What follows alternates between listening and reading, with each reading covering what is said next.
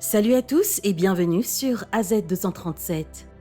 Le procès de Gerard Baden-Clay pour le meurtre de sa femme Alison Baden-Clay fut l'une des enquêtes et l'un des procès pour meurtre les plus médiatisés de l'histoire du Queensland. Regardons son histoire. Mais avant de commencer, j'aimerais vous rappeler qu'après avoir regardé cette vidéo, vous pouvez faire un tour sur notre chaîne pour découvrir de nombreuses histoires, à la fois incroyables, intéressantes et émouvantes. Et n'oubliez pas de vous abonner à la chaîne et d'activer la cloche de notification si vous êtes nouveau parmi nous. Alison June Dickey est née le 1er juillet 1968. En 1994, à l'âge de 25 ans, elle remporta le concours de beauté Miss Brisbane. Elle mesurait environ 1,75 m et avait une carrure mince. Elle parlait 5 langues, japonais, néerlandais, français, allemand et suédois. Elle travaillait pour Flight Centre, aéroport, en tant que responsable des ressources humaines lorsqu'elle rencontra Gerard Baden-Clay. Ils travaillaient dans leur bureau de Toombul. Ils se marièrent le 23 août 1997. Après leur mariage, ils s'installèrent en Angleterre. En 1999, ils retournèrent en Australie. Ils travaillaient tous deux pour la société immobilière Century 21. Gerard en était le directeur général. Il finit par s'associer avec 2 autres personnes, Gerard s'occupant des finances de leur société immobilière. Le couple eut 3 enfants, toutes des filles. Le vendredi 20 avril 2012, vers 7h12, Gerard téléphona aux autorités pour signaler que sa femme Alison, âgée de 43 ans, avait disparu. Alison était partie se promener un peu tôt le matin depuis leur quartier aisé de Brookfield. Selon Gerard, c'était une activité qu'elle pratiquait régulièrement. Cependant, elle n'était pas revenue à temps pour le petit déjeuner du lendemain. La police lança immédiatement une enquête sur la disparition de la jeune femme. Elle demanda aux voisins s'ils avaient vu quelque chose ou s'ils se souvenaient d'avoir vu l'une ou l'autre des voitures des Baden-Clay entre 20h30 ce jeudi et 8h le vendredi. Les voitures étaient une Holden Captiva et une Toyota Prado. Finalement, ce n'est pas la police qui retrouva Alison, mais un kayakiste. Le kayakiste se trouvait sur le ruisseau Colo, près d'Anstead, le 30 avril. Elle fut retrouvée vers 11h du matin sur les rives boueuses du ruisseau. Elle portait une tenue de sport et était couchée sur le côté. Ses bras étaient écartés et elle était dans un état de décomposition avancée. Son haut bleu avait été tiré sur sa tête, ce qui suggérait qu'elle avait été traînée. L'identité d'Alison fut confirmée par le dossier dentaire. En 2007, Gerard rencontra Toni McHugh.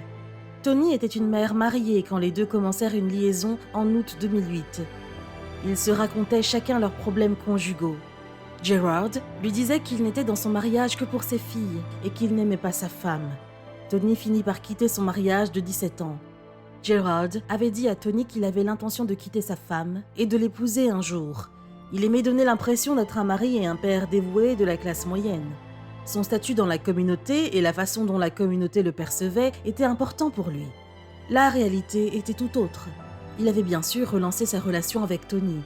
Il ne semblait pas travailler sur son mariage et dégradait généralement Alison ouvertement devant les autres.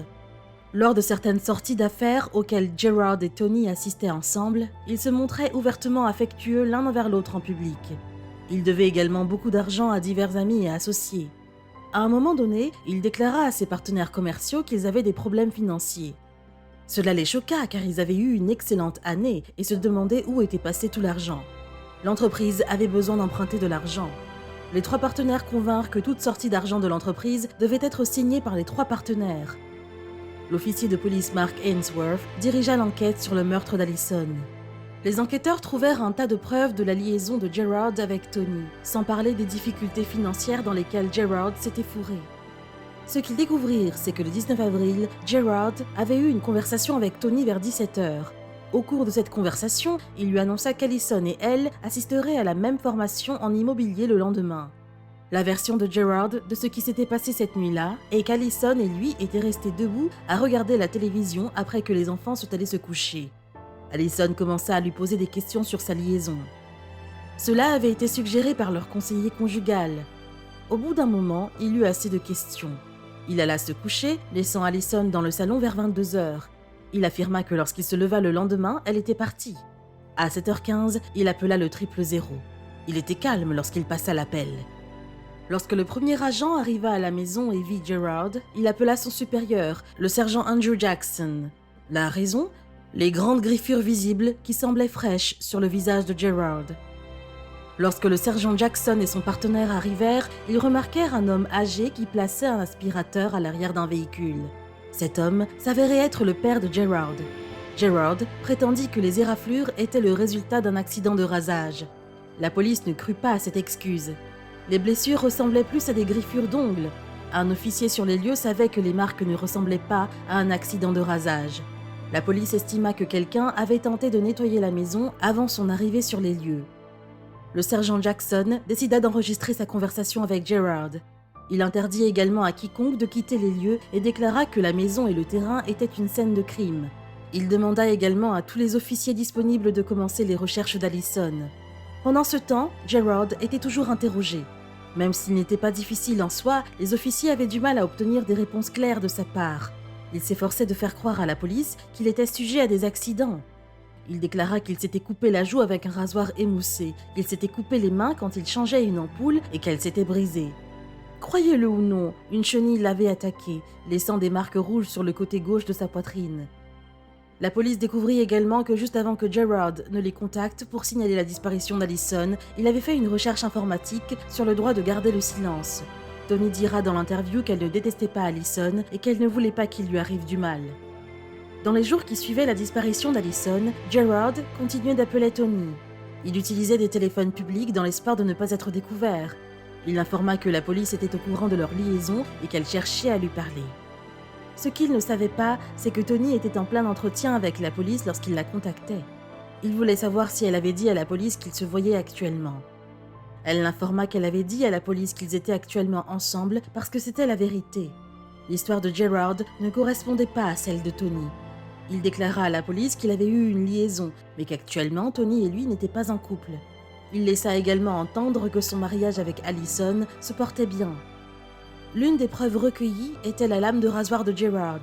Il n'y avait aucune trace de sang sur la lame de rasoir. Cependant, du sang fut retrouvé dans sa Captiva, sa voiture.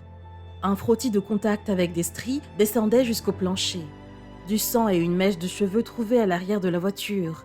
Elle fut testée et correspondait à Allison. Tout au long de l'enquête, la police parla à diverses personnes. Ils rassemblaient lentement les pièces du puzzle. L'un de ces témoins était Melissa Roman.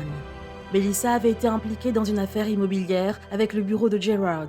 Après l'affaire, Gerard essaya de faire en sorte que Melissa vienne travailler pour lui.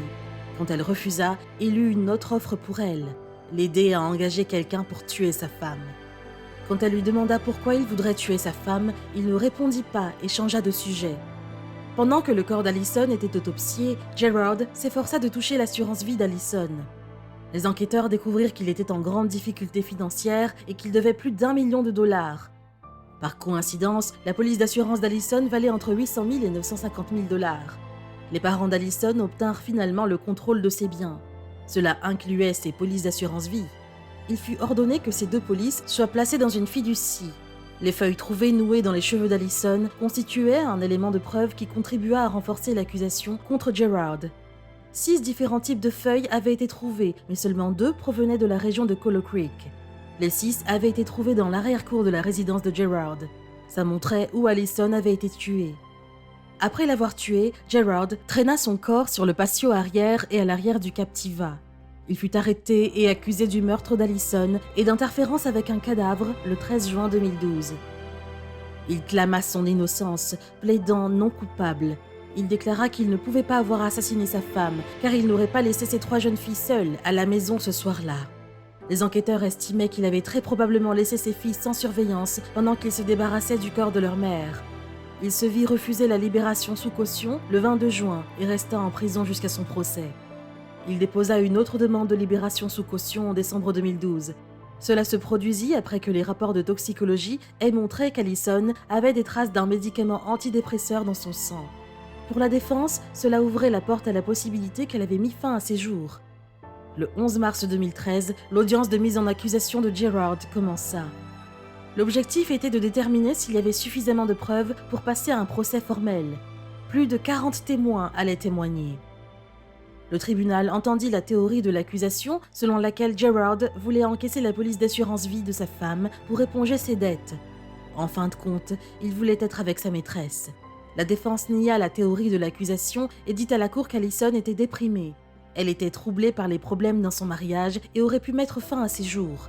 Un expert comptable témoigna que Gerard devait environ 300 000 $ à différents parents et amis. Il n'avait qu'environ 70 000 $ d'actifs. Tony McHugh témoigna que Gerard l'avait contacté et lui avait dit de faire profil bas après la disparition de sa femme. Elle indiqua également qu'il n'avait pas l'argent pour un divorce. En dehors du tribunal, la famille de Gerard le soutenait et ses avocats de la défense estimaient que l'audience se déroulait en leur faveur. L'audience préliminaire de Gerard eut lieu le 3 février 2014. Cette audience avait pour but d'éclaircir tous les différends entre la défense et l'accusation et aussi d'élaborer tout accord de plaidoyer avant le début du procès.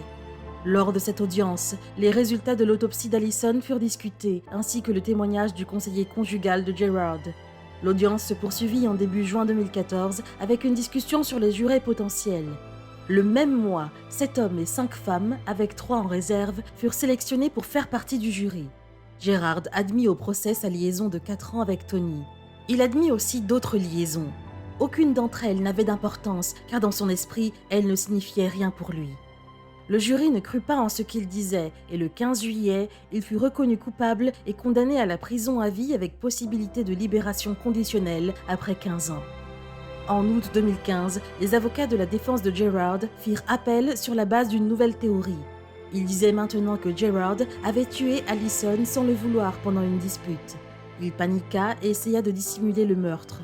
Dans un revirement surprenant, Gerard gagna son appel le 8 décembre de cette année-là. Au lieu d'être condamné pour meurtre, sa condamnation fut changée en homicide involontaire. La cour d'appel déclara que même s'il avait menti sur la façon dont il avait obtenu les griffures sur son visage et essayé de dissimuler la mort d'Allison, il y avait une supposition raisonnable qu'il soit innocent de meurtre intentionnel. La cour ne tint pas compte du motif de l'accusation selon lequel le meurtre avait pour but un gain financier. Ces difficultés conjugales n'étaient pas suffisantes pour justifier une condamnation pour meurtre et l'accusation avait commis une erreur en ne présentant pas de preuves permettant d'exclure une mort accidentelle. En juillet 2016, la Haute Cour, composée de 5 juges, entendit l'appel des procureurs du Queensland qui plaidaient contre le déclassement de la condamnation initiale de Gerard. La Haute Cour grilla la défense quant au changement dans leur affaire. À l'origine, Gerard n'avait rien à voir avec le meurtre d'Allison. Ensuite, elle était morte accidentellement d'un coup à la tête après être tombée pendant leur dispute. Dans une décision unanime en août, la Haute Cour rétablit la condamnation initiale de Gerard. Elle statua que la Cour d'appel avait commis une erreur en acceptant la théorie alternative de la mort d'Allison, qui n'avait pas été prouvée lors du procès initial, et que l'accusation n'était pas tenue d'exclure une mort accidentelle pour le jury, étant donné que la défense de Gerard à l'époque était qu'il n'avait rien à voir avec la mort d'Allison. N'oubliez pas que Gerard prit la parole pour sa propre défense, niant qu'il avait quoi que ce soit à voir avec le meurtre d'Allison. Quelle est votre opinion au sujet de cette histoire ? Dites-le nous dans les commentaires. Si vous avez aimé cette vidéo, alors cliquez sur le bouton j'aime et partagez-la autour de vous. À très bientôt sur AZ237.